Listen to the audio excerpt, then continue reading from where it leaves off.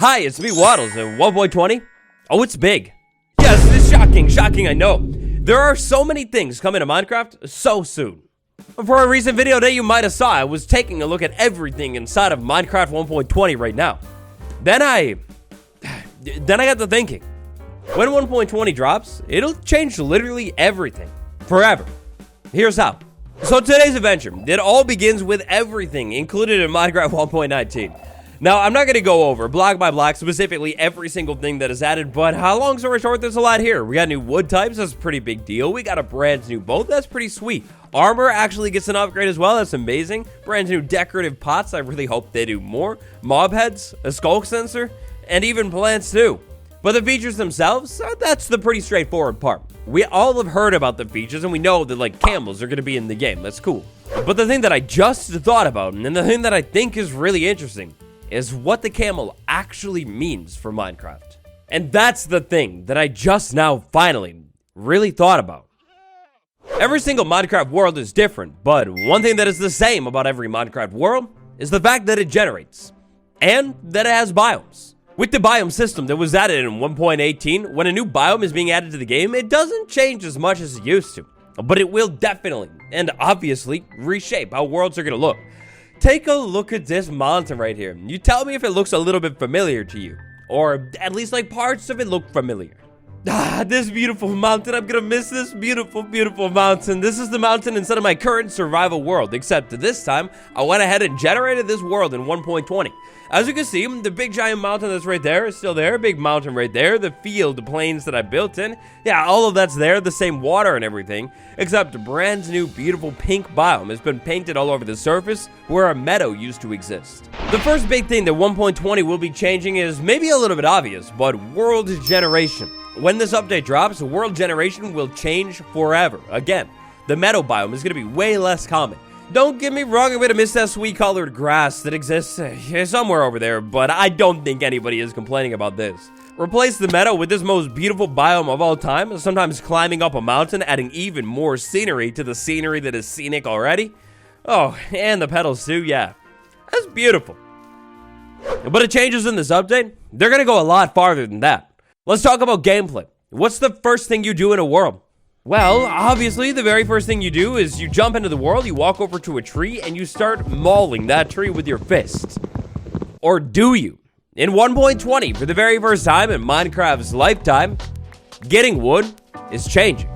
Okay, I mean, sure, we will have to get at least one piece of wood first to get all of this started. We get our piece of wood, we throw it in a crafting table, sure, whatever. We turn it into a crafting table, boom, we place that down, and all of a sudden, the trees are gone, they're done. Old news. Wood, bamboo wood specifically, is the very first wood coming to Minecraft that does not come from a tree. Instead, it comes from, well, I was gonna say a plant, but a tree is really just a big plant, so bamboo wood comes from bamboo. Bamboo wood, just like all other wood in the game, is a wood type, meaning you can do every type of wood thing that you would do with bamboo wood. It's pretty insane. Another big thing that this bamboo wood set is completely reshaping is how hard it is to actually get wood. Depending on where you spawn in your world, if you put your mind to it, it is so easy to fill up your inventory with stacks of wood on day one now. Bamboo wood is actually huge because it makes wood, like, way easier to get. What you then do with those stacks of wood, it's completely up to you. Exploration, exploring in your world is such a big and fun part of this game. Let's say you got a little bit lucky and in your brand new fresh world, you spawned by a desert village. Let's say you got even more lucky and inside of one of those desert village chests, you found a saddle. And finally, for our thought experiment, let's say you were doing all of this inside of Minecraft 1.20. Well, my friend, if you met those conditions, exploration is gonna be a breeze. You may remember or not that 1.20 adds the camel. With a saddle and a camel, you can go literally anywhere that your heart, your sweet heart desires. Even better, to kick it all off, all you need to do is find a desert village and you are guaranteed one camel. Finding a saddle might be a little bit more tricky, but once you do that, traveling around your world is so simple. And it's actually really safe too. Look, I don't know why you would be doing this, especially early game, like bro, just find a bed. But if you were traveling around your world in the middle of the night with a camel, I mean, you can travel around the world in the middle of the night with a camel. You see, remember that the camel has this sweet height advantage, meaning from on top of the camel, it's essentially a portable base that mobs can't hurt you from. You can sit right on top of a camel, and a lot of the short mobs in the game, zombies, husks, things like that, they're not going to be a problem. If you wanted to, a little bit more advanced, you take that camel with you over to the nether and make an easy gold farm. That's the land though. What about the water? Oh my gosh, I'm so glad you asked. It doesn't really change much. It's the exact same as a boat, aesthetically different though. Just thought I would throw it in here. With these two features together, traveling around your world, alone or together, is way easier and way more stylish than before. When I was writing this video, I figured the best way to break down how everything has changed in 1.20 is kind of by category. The next category we're going to take a look at is so simple and straightforward.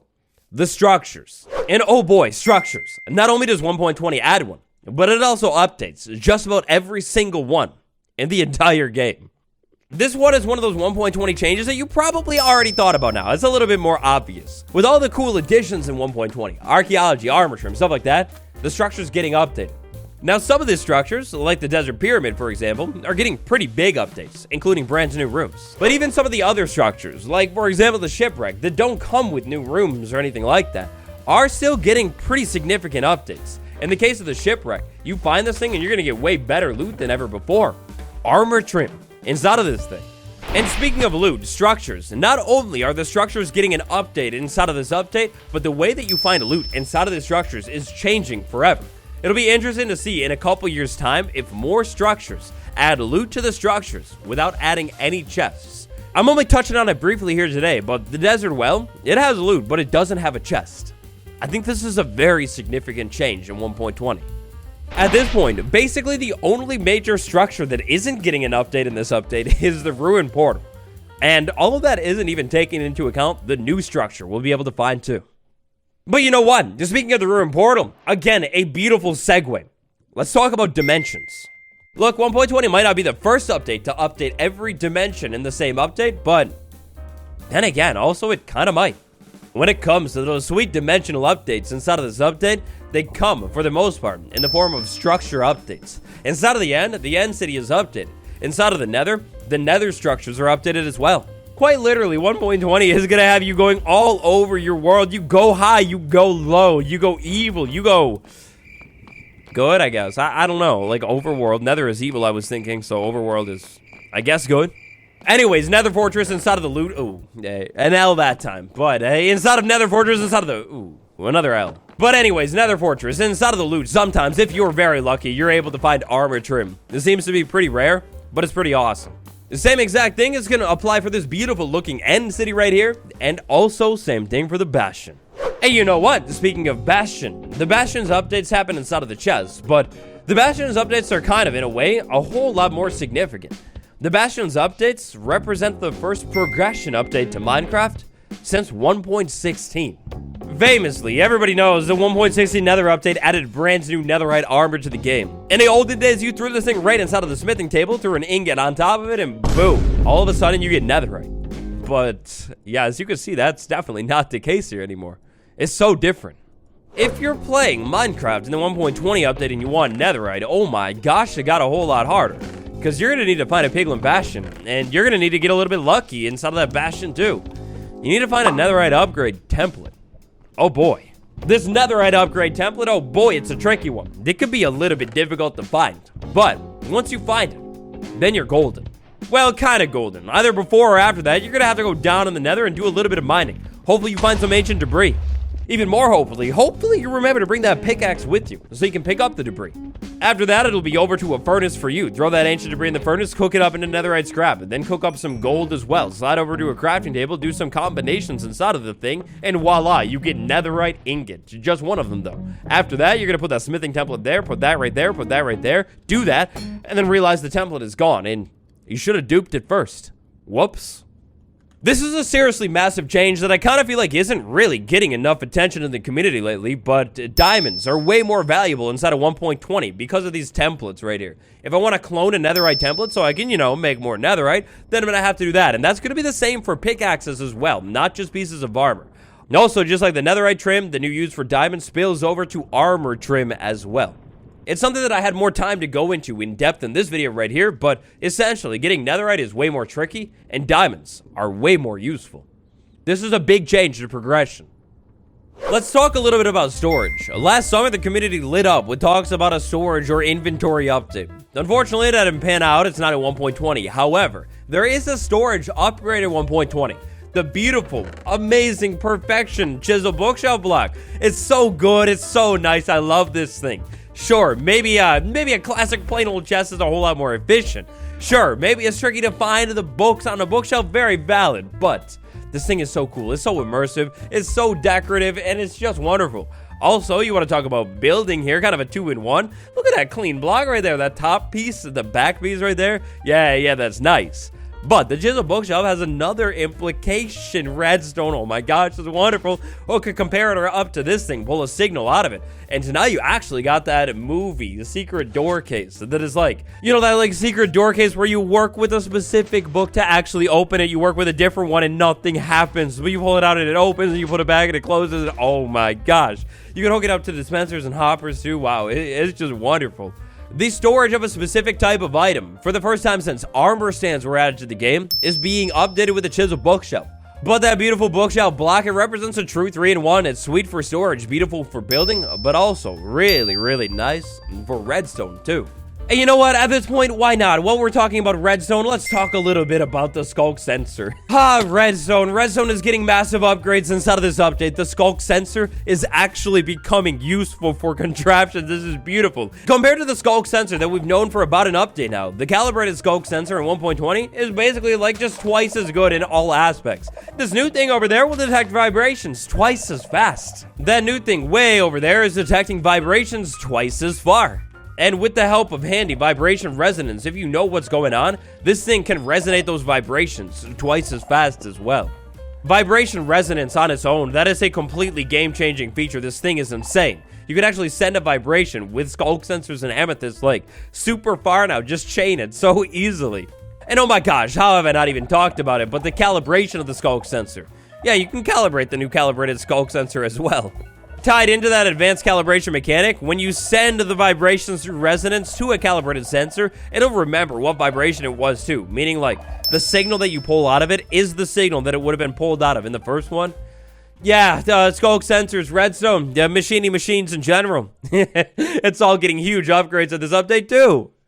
Alright, so I'll be the first to admit that I might have butchered the last one, machining machines, what? But redstone, big update. The updates in 1.20, we're almost done running through them today, but they don't stop at redstone. Of course, armor, infamously, armor is getting a huge update for the first time ever in Minecraft 1.20. Armor trim, customizing the armor in general. This is maybe, I said it before, I'll say it again, maybe it's my favorite part of 1.20. Nobody saw it coming, but everybody loves it. It's a stretch for sure, but because it deals with armor, you could kind of say it deals with a combat update, but at the least, it's an armor update, and oh my gosh, it's a beautiful one at that. The first since 1.16. So far today, we've talked about just about every single aspect of Minecraft. All of these aspects that we've talked about, then even more, are being updated in Minecraft 1.20. The very final thing that I'd like to talk about for today's video, to put a nice bow on it all, is decor, decoration. Of course, 1.20, with these beautiful, brand new storytelling decorative bots, it's changing the way players will decorate their builds forever. World generation, a structure loot, redstone. Can you think of another way that 1.20 is changing Minecraft forever? I think I got just about all of them, but if there's one that I missed, drop it down below. What's your favorite part about all these 1.20 changes? You let me know all about that as well. Smash like for more videos like this. Subscribe, notification gang, and I'll see you all tomorrow. It's been me, Waddles.